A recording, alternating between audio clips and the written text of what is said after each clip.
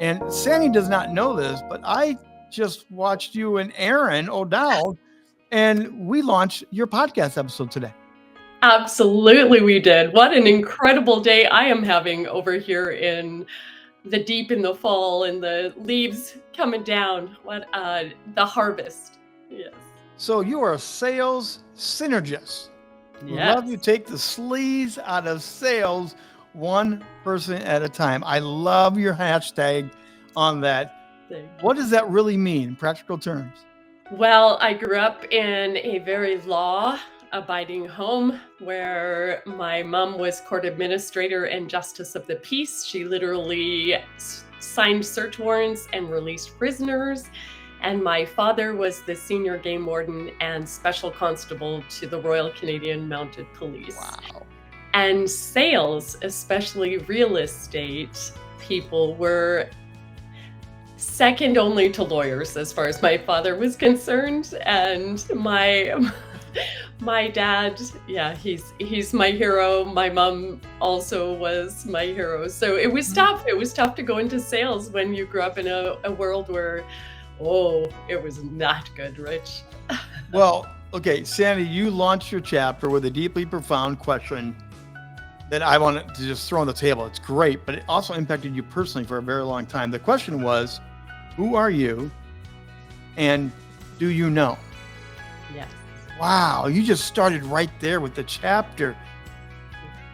What does that really mean to you when you ponder those? And you said, I've continued to ponder. They don't go away. Those questions are with you, aren't they? Yes, it's sort of a daily dance in the mirror with the devil. Who are you? Do you know? Because we're so inundated with outside energies that I think we struggle to stand in our authenticity and our autonomy of who are you and how are you showing up as you? How are you impacting the world and how are you making the world a better place today versus the day doing you and just getting through it. And I think sadly a lot of people get through the day rather than rock the day. Yeah. You also wrote in your chapter, you wrote of discipline and then hard knocks learning from your family. Today, that is often frowned upon, the way there was a strong disciplinary family. And I love the way you wrote about it very clearly, but yet it helped shape you. What would you say to people listening to that today? Because it was an authoritative led family, right? Very. Yes, it was. You lie, you die was the mantra in my house. And my parents were also very loving. So they had an equilibrium of love and discipline. But because I had listened to a lot of outside voices, I questioned myself whether it was discipline, and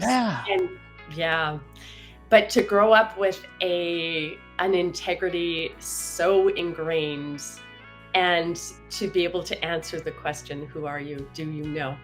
And writing this chapter, Rich, actually brought clarity beyond anything that I had before writing, and the tears in the recognition of those values. And to me, as a sales synergist, yes, your values really do create your value in the marketplace. So in today's world, the discipline that you and I grew up, the discipline that you just described in your book, it's completely frowned upon. And yet both of us, I think, would say, I didn't like it at the time, but it saved me a lot of other pain in life later on.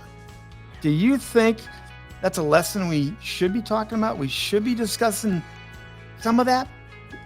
I definitely think we should be discussing it, because I think the pendulum went a little far on the other side. Yeah. And so having that discipline, and I mean, I know in some ways I dropped the ball with my 3 sons in overcompensating and doing too much for them because of how much I did as a child. And then later on, they're like, what do you mean we have to do it? And I was like, uh-oh. And now watching my oldest son parents, and they've brought it back to that, and it's sort of that generational, part of, skips a generation that comes back, and watching it all, it's fascinating. You did write about, again, these go back to some of your upbringing, but they also definitely lay into the business side of entrepreneurship, integrity, service, excellence. You learned those the hard ways, but you said those are the values that now drive you. They are absolutely. And I now know why those are my 3 core values. And I know exactly where I get them. And I'm more grateful than I've ever been. And I've always been grateful to my parents. I have fantastic parents. They're very, they were pillars and incredible humans. But now I really recognize all of the harshness and all of the pushing me to be more and to do more and to take on more. And I really, it's I love how you put this part of the book. Sales and honor don't always go together. Right. But you found a way to blend. You've taken those attributes that we just talked about and you brought it into sales.